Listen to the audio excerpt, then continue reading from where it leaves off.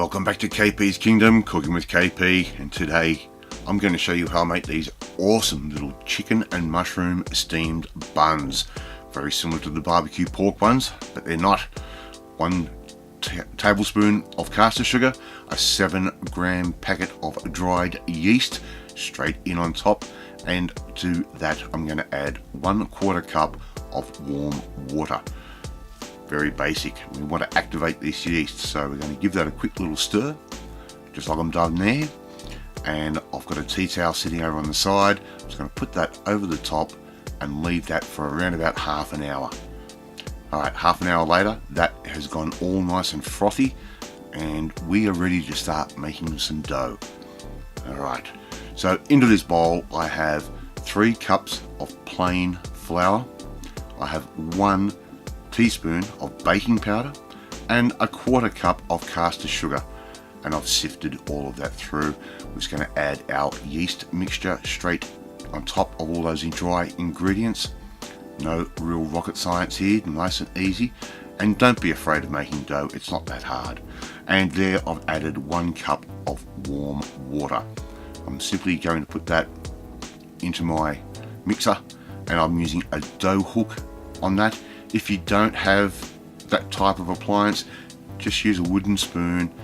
You might take a little bit more time, it might need a little bit more kneading, but don't worry, it will still come out exactly the same. So once our dough has come together, and you will notice how the glutens actually make everything start to stick and work, we now need to knead this out. Just press it down flat, bring it back, fold it in half, and go again. And we're going to knead this for a good 5 minutes. We want to make sure all of those ingredients get to know each other really well, and we want to make sure that yeast gets mixed all the way through that dough. Alright, I've rolled that up into a nice little ball now, and you will notice a bit of a different feeling to it. We've put a little bit of spray oil in our bowl. I'm going to put the dough in, and I'm just going to cover that with some cling film, and that's going to sit there for around about an hour, and we're just going to let that rise after I've cleaned down all that flour off the bench. In the meantime, let's make our filling. So here I've got some chicken breast and a little bit of chicken thigh that was cooked the night before. Here's a really good tip: if you don't have the cooked chicken, you can just use a roast chicken from your local supermarket. That is what that was. Alternatively, you could actually just boil up a chicken breast. That will do. Here I've got around about 250 grams of button mushrooms, which we have sliced, and now we're just dicing that up as fine as we possibly can. Tiny bit of peanut oil into our pan, and we're just going to add those mushrooms straight in. And of course, in true KP fashion, I spill them all over the bench as well. You can do that if you wish, but I suggest not to. So we're just going to cook these mushrooms off just for a little bit. You'll notice the juice is starting to come out. We can then add our chicken straight in on top, just like I'm doing there. And make sure you mix all that through and try and get some of those mushroom juices into the chicken. So there I've got around about 1.5 cloves of garlic, and we're going to mix that through as well. Make sure all those flavors get onto everything. So here I've got a tablespoon of hoisin sauce and a tablespoon of oyster sauce. We're just going to mix that through and add that to our mixture in our pan, and this is what really gives it that magical flavor. Alright, just start mixing that all the way through. Don't worry if it doesn't seem to be all coming together the way you think it should, because we're just going to add 3/4 cup of water, and that's going to help carry those sauces all the way through the rest of our product. We're adding a little bit of ground white pepper. I'm also adding in about a tablespoon, maybe a tablespoon and a half of honey, just to sweeten this up and make it even more delicious than what it was. And now I can add in my 2 tablespoons of soy sauce, just like that. And also going to add a little bit of cornstarch there, and that's going to help thicken any of that liquid we have on the bottom and make it a nice gravy which will carry through. At the end, just add a little bit of ginger. I'm just using a ginger paste here, and that will really carry through into the flavour of the buns once they are cooked. You will taste the ginger over everything else, and it's exactly what we want. We're going to remove that mixture and put that into a bowl and set that aside and let it all cool down. In the meantime, after you've done that, get that pan rinsed off. Our dough has sat for an hour. You can see how much that has grown. Look at all those air bubbles in that. What we need to do once again is knead that down, and you will find it will have changed in the way it feels in your hands and the way it actually rolls out. So knead that again for about another 3 minutes, and we're going to roll that up into a log. And the reason I'm doing that is we need to cut these up, and we want approximately, well, we do want 16 pieces. So I'm working out the middle of my dough. I'm just going to cut it straight through there, and now we have 2 pieces, and then cut the other 2 pieces in half again, and we have 4. Cut it in half again, and that will give us 8. So just keep going until you end up with 16 pieces of dough. Take them out, just roll them into a little ball and set them aside, and you see how well that dough works in the hands. Just feels absolutely amazing.